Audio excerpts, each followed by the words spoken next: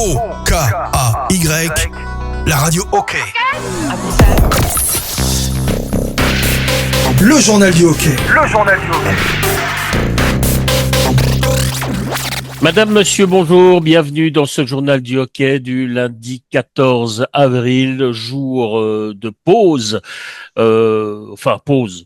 Tout dépend, parce que j'imagine que sur la glace, ça se prépare avant le premier match de la finale de demain entre Lausanne et les ZSC Lions. Bonjour Laurent Perroton.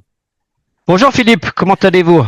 Bon, moi je vais bien. Si je vais voir un peu les réseaux sociaux, j'ai l'impression que vous, par contre, vous avez dû un petit peu gêner quelques personnes. On va en parler rapidement avant de parler de cette finale, parce que c'est vrai que si on regarde le nombre d'auditeurs que nous avons eu hier à l'occasion du journal du hockey, puis également lors du premier bloc d'ailleurs de vendredi, vous ne laissez pas indifférent, c'est aussi un petit peu le but.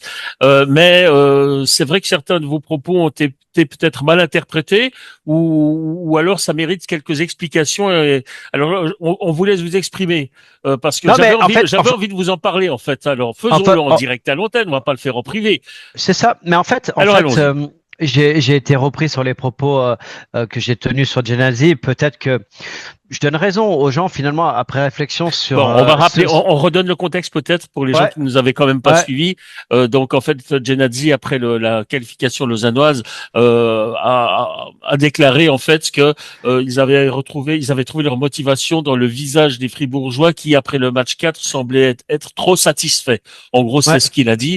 Alors moi je pense, et comme je vous le disais hier, que c'est de bonne guerre.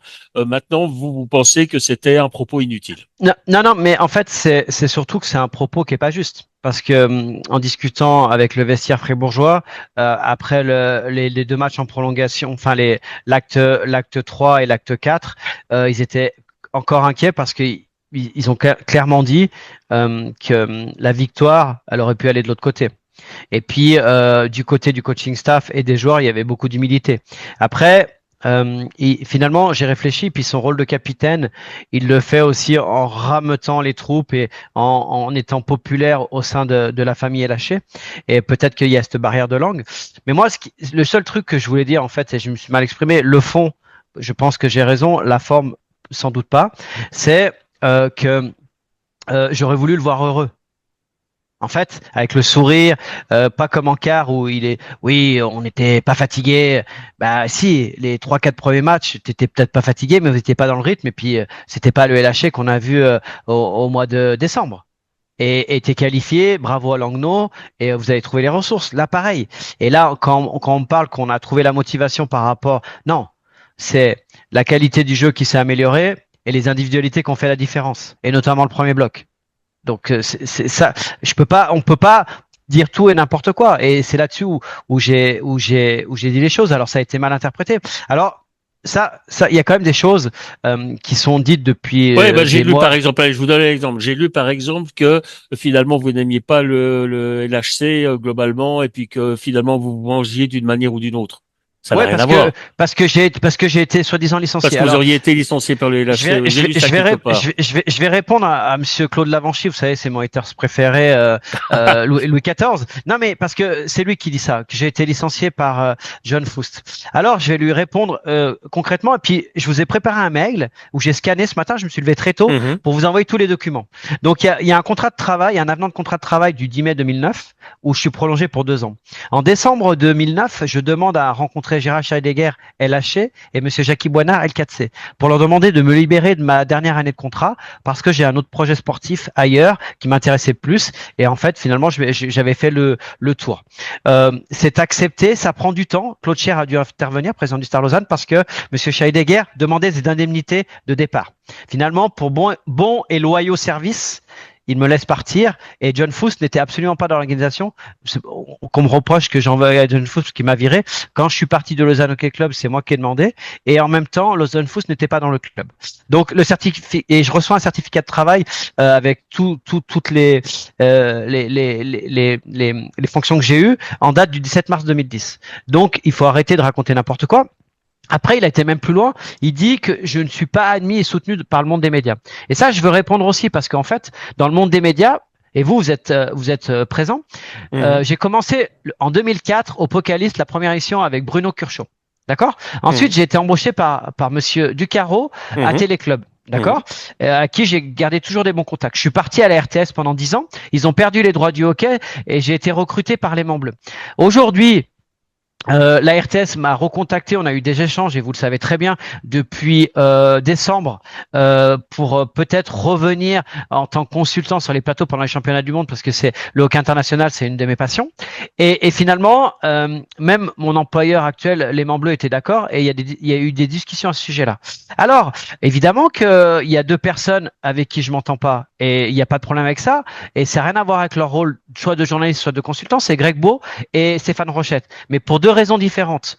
Alors, de dire que je m'entends pas avec les médias, partout où j'ai été, j'ai eu des lettres de recommandation, j'ai toujours des bons contacts, j'ai même des amis à la RTS, journalistes ou qui sont dans la direction, qui m'ont écrit par rapport à nos émissions et pour nous féliciter. Donc, je vois pas ce que leur raconte. Après, il y a une autre personne qui m'attaque tout le temps. Son pseudo, c'est Mimi05. C'est quelqu'un que je connais très bien aussi et qui parle que j'ai touché le pont, les profondeurs et que j'en veux toujours au Lausanne Hockey Club, etc. Moi, je comprends pas cette paranoïa parce que finalement, quand on regarde, hier, il y a un gars, j'étais sur mon vélo en train de m'entraîner hier soir, mon copain fan du LHC qui m'a appelé, va voir ce qui se passe sur les réseaux sociaux. J'ai été voir et finalement, un coup c'est Perroton, un coup c'est le 24 heures, un coup c'est le Torchon Orange, un coup c'est la RTS. Et pourquoi autant de paranoïa? Les gars, vous êtes en finale pour la deuxième année avec l'avantage de la glace. C'est quoi le problème? Et de dire, quand j'ai réécouté l'émission d'hier, parce que à un moment donné tu doutes, tu dis mais attends, de dire, de reprendre juste ses propos alors que on a quand même expliqué que Lausanne méritait complètement sa qualification et puis qu'on a été très positif. C'est vraiment être mesquin de prendre juste des morceaux de dialogue avec la virgule et puis tu dis ce que tu veux. Donc c'est là-dessus où c'est à mon avis c'est dommage et finalement, j'essaye de comprendre pourquoi il y a cette paranoïa et pourquoi c'est comme ça. Ça, j'ai des réponses que je garderai pour moi pour le moment, mais il n'y a absolument aucun cas. Et comme on l'a dit souvent dans cette émission, si l'année prochaine il y a 4 romans en demi-finale, on est les et il y a quand même un gars, Philippe, que vous sachiez, qui m'a écrit samedi soir pour me dire « J'espère que tu vas bien dormir ». Alors, je vais lui répondre. J'ai passé l'une de mes meilleures nuits parce que mes enfants ont fait la grasse matinée dimanche matin. J'ai pu me lever à 7 heures. Donc, mais les gars, enfin voilà, je sais pas de quoi on parle.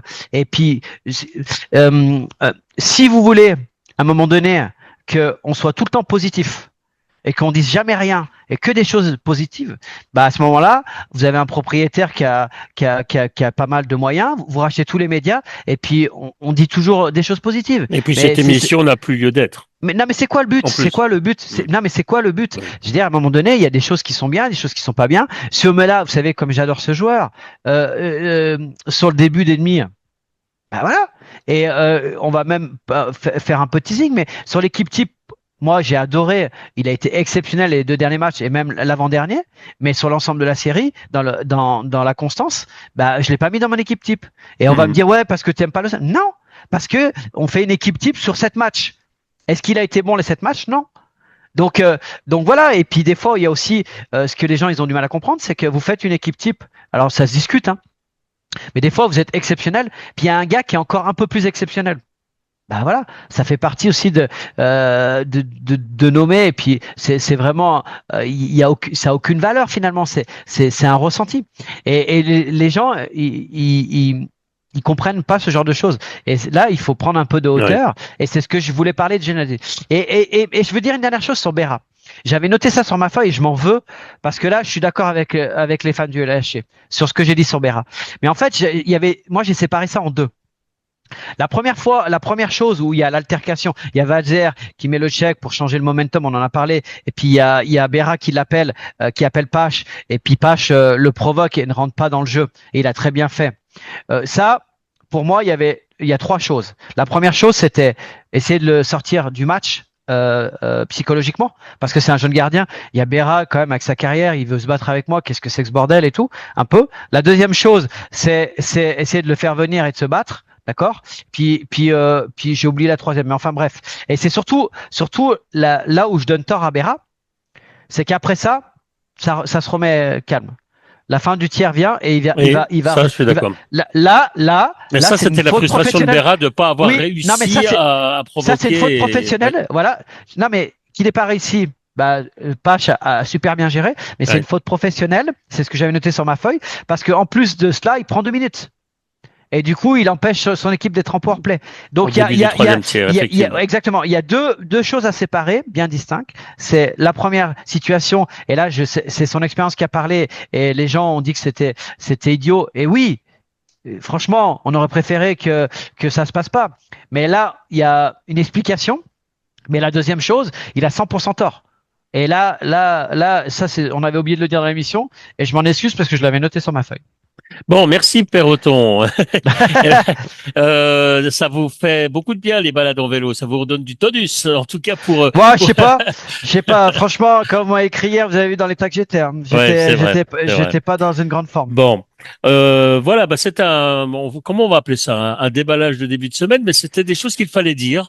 Non, c'est ça. Voilà. Faut arrêter de. On va évidemment nous reprocher de trouver des justifications, etc. Non, ce n'est pas le but de s'excuser ou quoi que ce soit. C'est simplement en expliquant comment une situation, de répondre. Et encore une fois, parce que ça, on va le dire, ça fait, je sais pas, 150 émissions bientôt que nous faisons, par exemple, le premier bloc, et ça fait 150 émissions qu'on nous dit que le Rond-Perroton, de toute façon, il est contre ci, contre ça, etc. Il est peut-être bon de temps en temps d'essayer de remettre un petit peu l'église au milieu du village. C'est ça. Et puis, voilà. Donc, en fait, la désinformation ou le mensonge, ça, je l'accepte pas. Que dire que je me suis fait virer par John Foust alors que j'ai demandé à être libéré de mon contrat par Gérard Scheidegger, c'est complètement différent. Donc, faut arrêter de raconter des mensonges. Enfin bref, et moi je renouvelle encore une fois mon invitation. On connaît vos haters, Laurent Perroton. Ils me connaissent aussi. Nous avons même eu des contacts parce que moi j'aime bien aussi. Vous êtes courageux. Vous êtes courageux d'aller manger avec ce genre de personnes. Mais c'est votre côté samaritain. Mais je leur laisse la possibilité, encore une fois, de venir s'exprimer sur Planète Hockey dans une de nos émissions, que ce soit à l'occasion de notre premier bloc ou que ce soit à l'occasion de n'importe quelle autre émission. Il y en a une future qui sera d'ailleurs consacrée aux supporters. Je le répète encore une fois, là ce matin, c'est Laurent Perroton qui a pu s'exprimer. Il n'y a aucun problème pour que tous puissent s'exprimer sur quelques sujets que ce soit, y compris au sujet de nos consultants, de nos journalistes, et ça inclut évidemment Laurent Perroton. Voilà, les choses sont dites. On va maintenant parler actualité vraiment hockey sur glace, avec tout d'abord les retours, parce qu'évidemment, il y a eu beaucoup de réactions suite à l'élimination de Fribourg et à la qualification de Lausanne.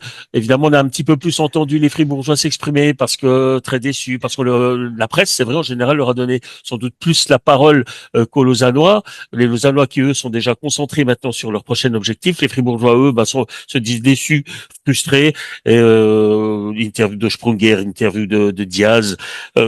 C'est normal, je veux dire, ils sont quand même passés à côté de quelque chose de grand, mais s'ils n'ont pas passé, c'est qu'il y a quand même de bonnes raisons, on va le répéter. Oui, alors, franchement, intrinsèquement, voilà, c'est la bonne raison. En plus, on a eu l'impression que Lausanne montait en puissance et que ça s'inversait, la courbe, si vous voulez, s'inversait de l'autre côté. La performance de Pache et finalement la performance de Berra. C'est-à-dire que, en fait, pareil, c'est deux courbes, une courbe qui montait, une courbe qui descendait pour diverses raisons, physiques, mentales, etc. Et ensuite, la qualité des étrangers. Vraiment, ça a été une grande différence.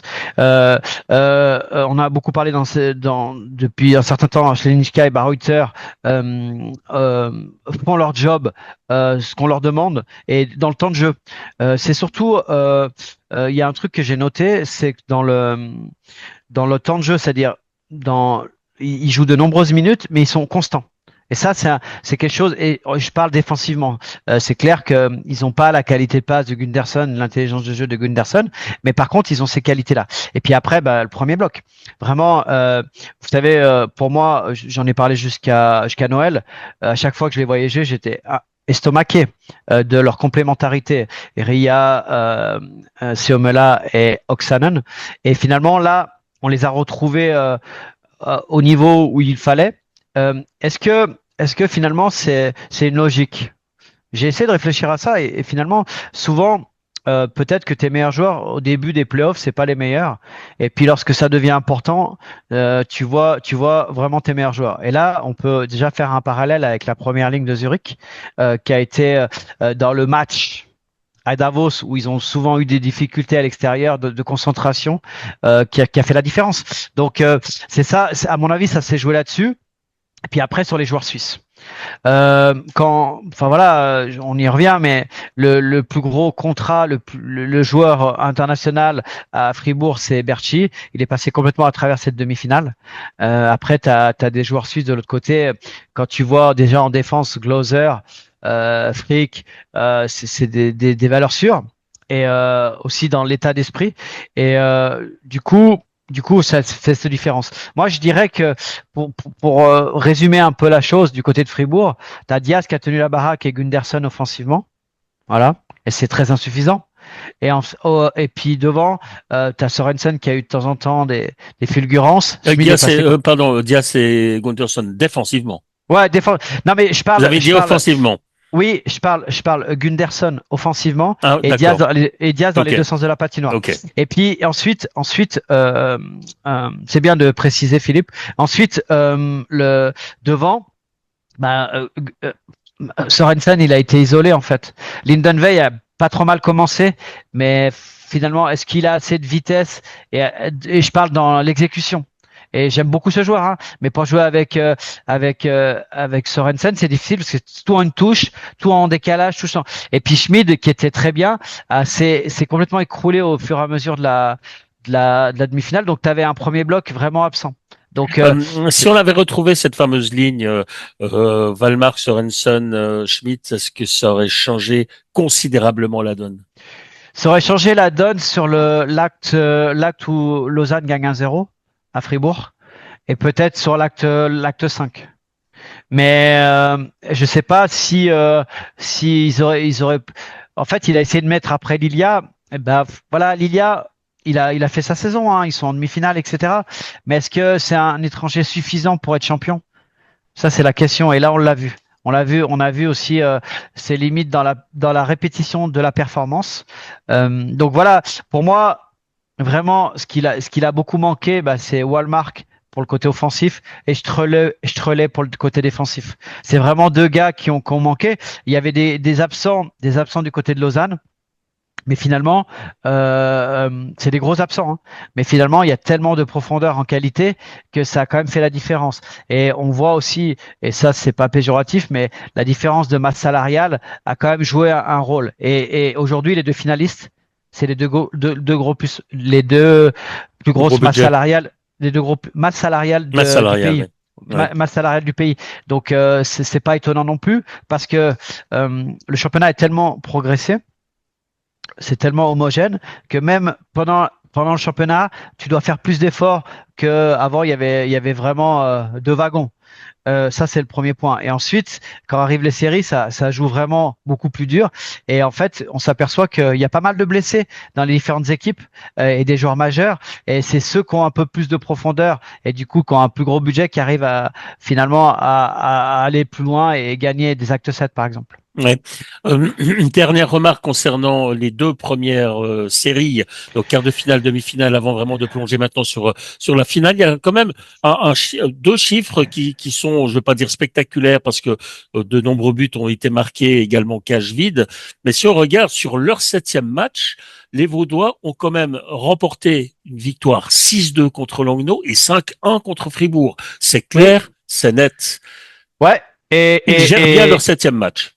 Ils gèrent bien leur 7e match et c'est gentil encore. Contre Fribourg, ça aurait pu tourner à un moment donné, mais contre Langnau, le score il est flatteur. Hein. J'ai rarement vu un 7e match en quart de finale avec une telle domination. Donc c'est vrai qu'ils gèrent très très bien leur 7e match. Et voilà, moi je suis complètement transparent, mais j'avais des doutes l'année dernière sur ce sommet-là, sur les moments importants.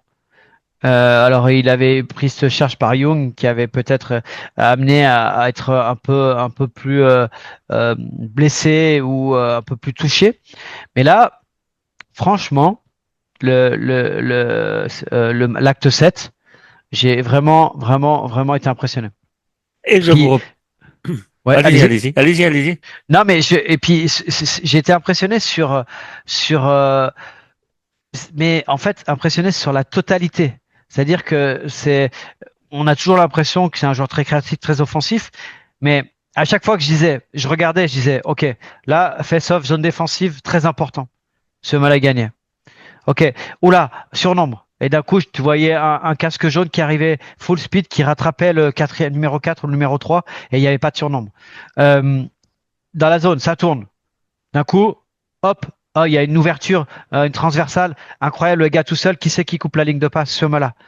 Ça, c'est pour le jeu défensif. Zone neutre, nombre de fois où, hop, on peut pas rentrer, hop, delay, hop, virage, on revient, on donne avec une deuxième vague, et puis après, bah, offensivement, vous avez vu. Donc, ouais, très, très impressionnant.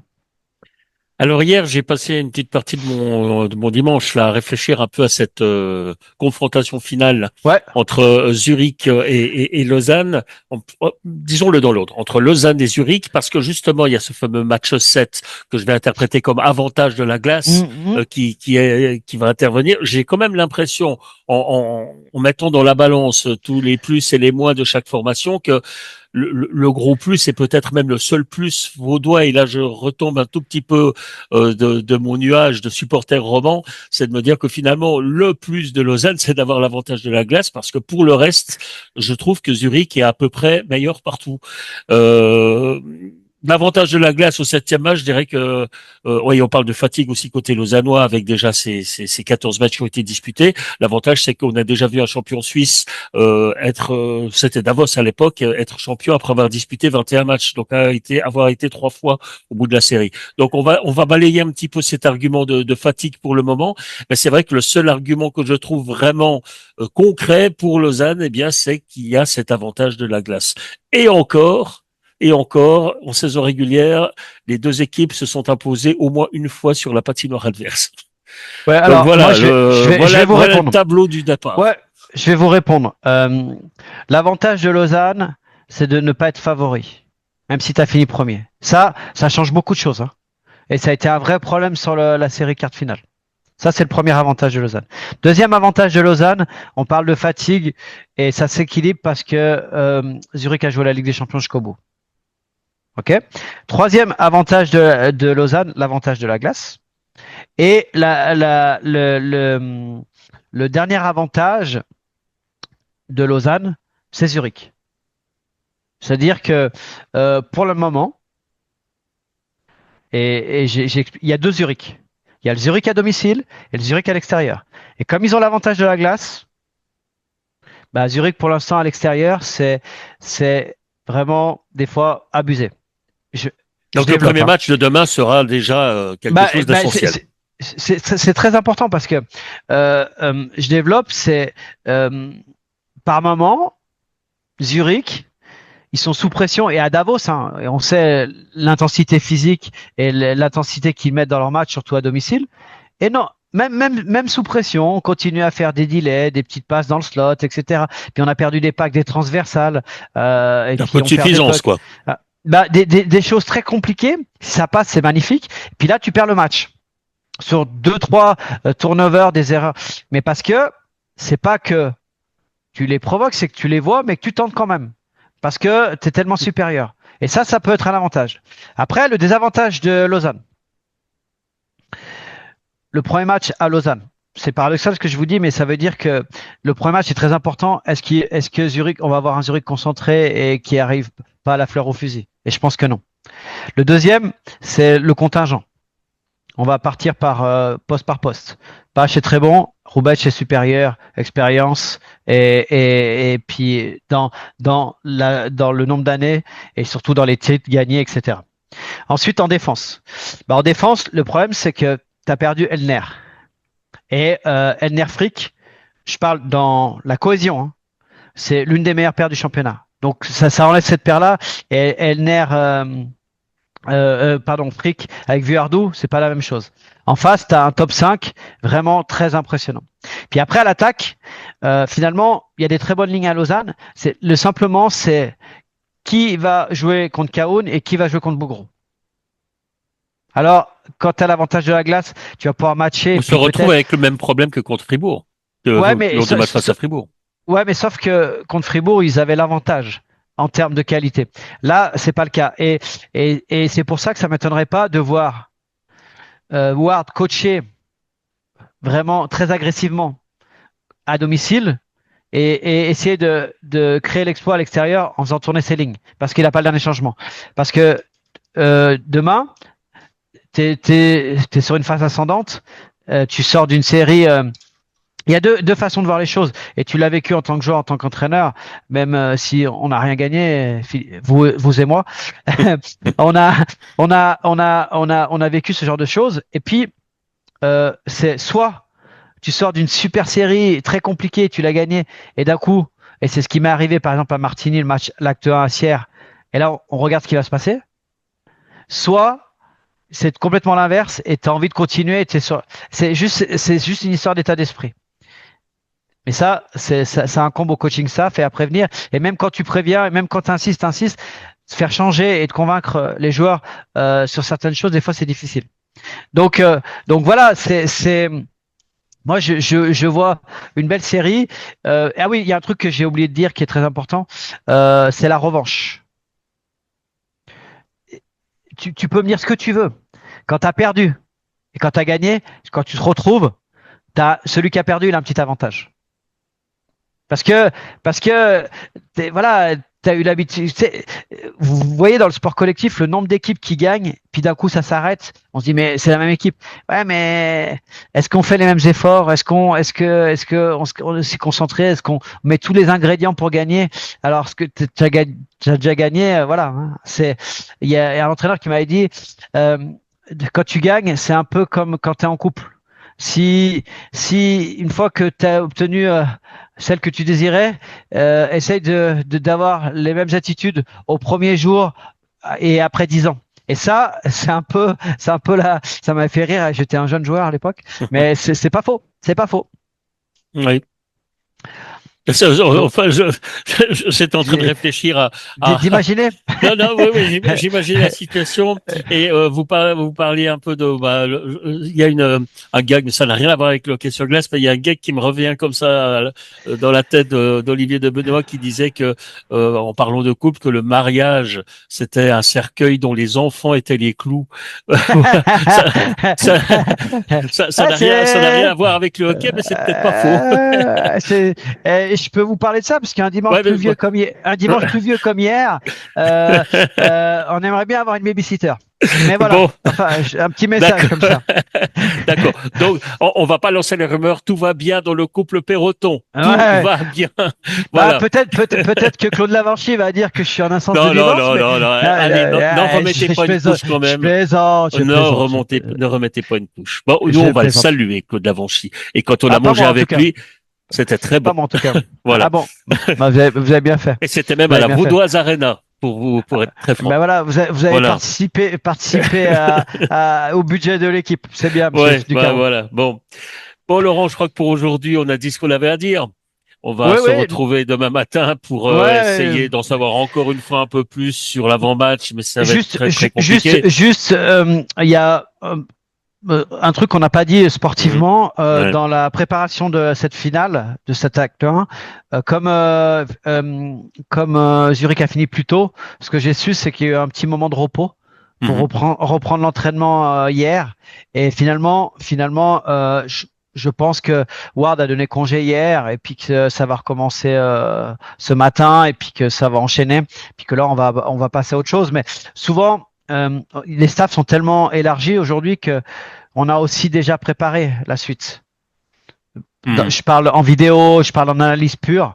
Donc ça c'est des choses qu'on remonte aux joueurs aussi sur des détails. Hein, on parle souvent, mais l'entraîneur des gardiens, on voit que l'entraîneur des gardiens avec son gardien. Mais l'entraîneur des gardiens donne des insights aussi aux joueurs sur le gardien en face, etc. Donc c'est des choses qui aident beaucoup finalement, qui aident beaucoup Aujourd'hui à l'entraînement, bon, il y a beaucoup de vidéos, j'imagine, dans les deux équipes.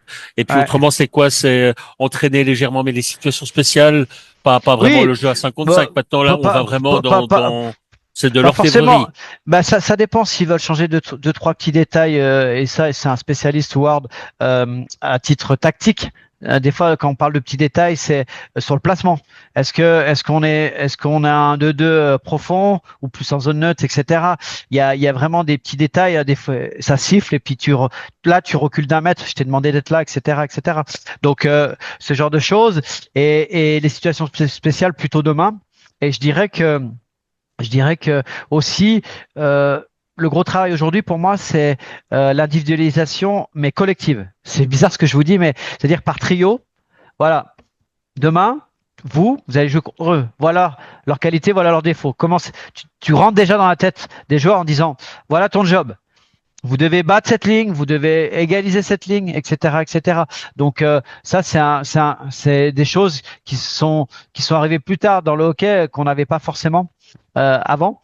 Et je trouve que moi, en tant que joueur, j'aime bien parce que ça te responsabilise et ça te donne une mission.